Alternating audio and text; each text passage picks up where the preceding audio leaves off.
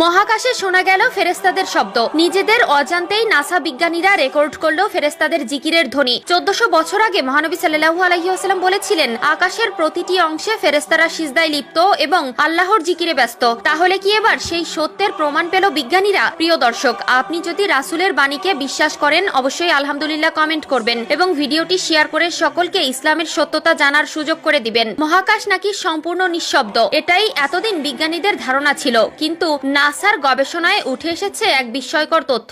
মহাশূন্য থেকে ভেসে আসা এক রহস্যময় ধ্বনি রেকর্ড করেছে নাসা, যা শুনে গবেষকরা অবাক। তাদের মতে এটি যেন কোটি কোটি মানুষের একসঙ্গে কোনো মন্ত্র বা সঙ্গীত গাওয়ার মতো শোনাচ্ছে। কিন্তু প্রশ্ন হচ্ছে, এই শব্দ কি সত্যিই শুধু বৈজ্ঞানিক কম্পন নাকি ফেরেশতাদের জিকিরের ধ্বনি? রাসূলুল্লাহ সাল্লাল্লাহু আলাইহি ওয়াসাল্লামের বাণীর সাথে আজকে নাসার বিজ্ঞানীরা যে সত্য প্রমাণ পেয়েছে তা নিয়েই থাকবে আজকের বিস্তারিত। রাসূলুল্লাহ সাল্লাল্লাহু আলাইহি ওয়াসাল্লাম হাদিসে উল্লেখ করেছেন যে আকাশে প্রচন্ড ঝাঁকুনির মতো শব্দ হচ্ছে। অতীতে ধারণা করা হতো যে মহাকাশ একটি সম্পূর্ণ বায়ুশূন্য পরিবেশ, যেখানে শব্দের সৃষ্টি অসম্ভব। তবে সাম্প্রতিক সময়ে নাসার একাধিক গবেষণা এই ধারণাকে বদলে দিয়েছে। গবেষণায় দেখা গেছে মহাকাশে বিভিন্ন প্রাকৃতিক ঘটনা ও কম্পনের ফলে বিশেষ ধরনের শব্দ সৃষ্টি হয়, যা আধুনিক প্রযুক্তির মাধ্যমে শনাক্ত করা সম্ভব হচ্ছে।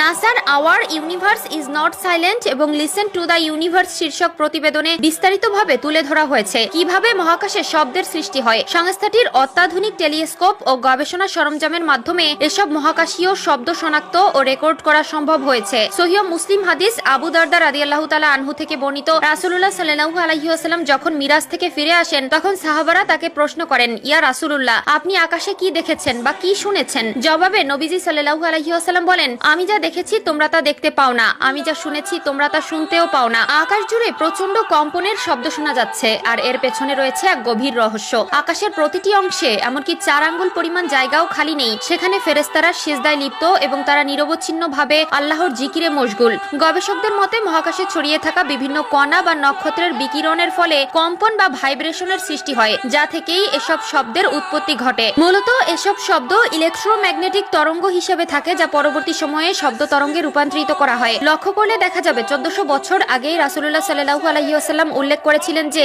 আকাশে কাঁপুনির মতো শব্দ হয়। নাসা বর্তমানে বলছে এই শব্দগুলি কাঁপুনির কারণে সৃষ্টি হয়। এমনকি গবেষণার সাথে যুক্ত একজন বিজ্ঞানী মন্তব্য করেছেন যে এই শব্দগুলো শুনে তার মনে হয়েছে যে একত্রে বিলিয়ন বিলিয়ন মানুষ গ্রেগরিয়ান চ্যাট গাইছে। গ্রেগরিয়ান চ্যাট হলো খ্রিস্টানদের এক ধরনের ধর্মীয় সঙ্গীত, যা একসঙ্গে গাওয়া হয়। তবে 1400 বছর আগে মহানবী সাল্লাল্লাহু আলাইহি ওয়াসাল্লাম বলেছেন যে আকাশে ফেরেশতারা একত্রে আল্লাহর জিকির করছেন। নাসা মহাকাশে যে শব্দ আবিষ্কার করেছে তার পেছনে বিভিন্ন বৈজ্ঞানিক ব্যাখ্যা রয়েছে, যেমন নক্ষত্রের চৌম্বক ক্ষেত্র বা প্রাচীন মহাবিশ্বের বিস্ফোরণ। তবে এই শব্দের বর্ণনা মহানবী সাল্লাল্লাহু আলাইহি ওয়াসাল্লামের হাদিসের সাথে সঙ্গতিপূর্ণ, যেখানে তিনি 1400 বছর আগে বলেছিলেন যে আকাশে ফেরেশতারা একত্রে আল্লাহর জিকির করছেন। যদিও নাসা এর বৈজ্ঞানিক ব্যাখ্যাও দিয়েছে, তবে এই শব্দগুলো প্রকৃতপক্ষে ফেরেশতাদের জিকিরের ধ্বনি কিনা তা কেবলই আল্লাহ তাআলাই ভালো জানেন।